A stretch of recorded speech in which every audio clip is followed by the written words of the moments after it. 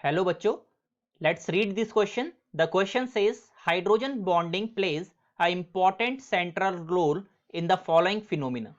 तो हमारे सामने हमें यहाँ पे ऑप्शंस में डिफरेंट डिफरेंट फिनोमिनास दिए जिसमें हमको बताना है किसमें hydrogen bonding central role play करती है.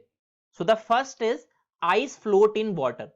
तो आइस फ्लोट इन वाटर क्या एक हाइड्रोजन बॉन्डिंग का फिनोमिना है? हाँ जी, ये एक सही ऑप्शन है. ऑप्शन नंबर ए आपका सही है. बिकॉज क्या होता है, जो आपका आइस है, आइस के अंदर हमारे बेसिकली 3 हाइड्रोजन बॉन्ड होते हैं, 3H बॉन्ड होता है. जबकि जो हमारा वाटर है, वाटर मॉलिक्यूल्स जो होते हैं वो हमारे 4 हाइड्रोजन बॉन्ड बनाते हैं, 4 हाइड्रोजन बॉन्ड हमारे बनाते हैं. और इसी वजह से क्या होता है, हमारा आइस वाटर के अंदर फ्लोट करता है rather देन सिंक करने के. तो जो फर्स्ट है हमारा स्टेटमेंट वो हमारा सही है, ice float in water. The second statement is higher Lewis basicity of primary amine then tertiary amine in aqueous solution. तो इसका रीजन क्या है, चेक करते हैं.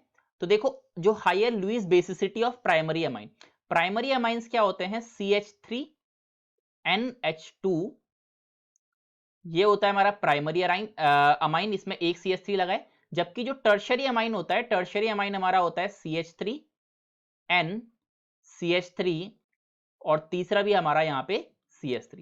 सो this is basically our tertiary amine. तो यहां पे हमसे पूछा है higher Lewis basicity of primary amine. Primary amines की बेसिसिटी इन टर्शरी से ज्यादा होती है. इसके पीछे रीजन क्या है, सिंस यहां पे हमारे तीनों जगह से CH3 ग्रुप लगे हैं जो हमारे इलेक्ट्रॉन्स जनरली देते हैं. तो जिस वजह से क्या होता है, यहाँ पे ये जो लोन पेयर है, यहाँ पे ये लोन पेयर की हमारी इलेक्ट्रॉन डेंसिटी बढ़ जाती है.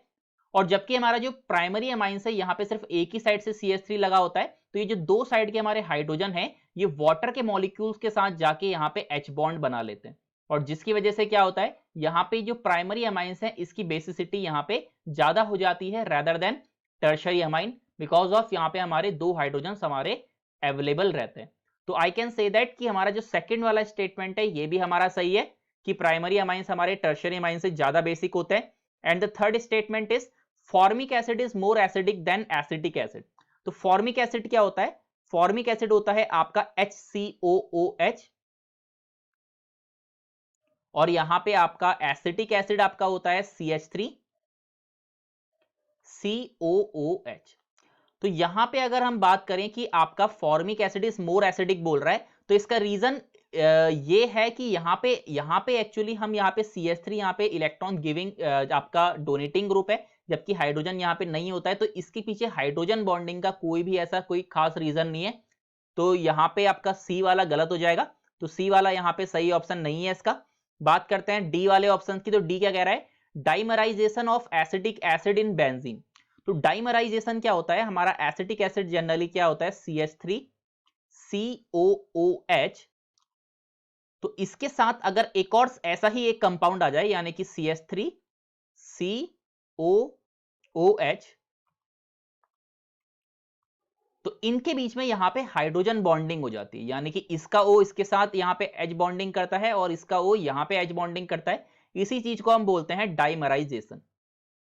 तो इसी चीज का नाम होता है यहाँ पे डाइमराइजेशन. तो वी कैन सी कि डाइमराइजेशन में भी हाइड्रोजन बॉन्डिंग अपना रोल प्ले करती है. दैट मींस ऑप्शन नंबर जो D है यहाँ पे, D भी हमारा सही ऑप्शन हो जाएगा. तो out of this 4 options we can say that हमारा A ऑप्शन जो कि है आइस फ्लोट इन वाटर, ये हमारा सही ऑप्शन है. Option number B is also correct, higher Lewis basicity of primary amines then tertiary amines in aqueous solution. And the fourth option is also correct, which is dimerization of acetic acid in benzene.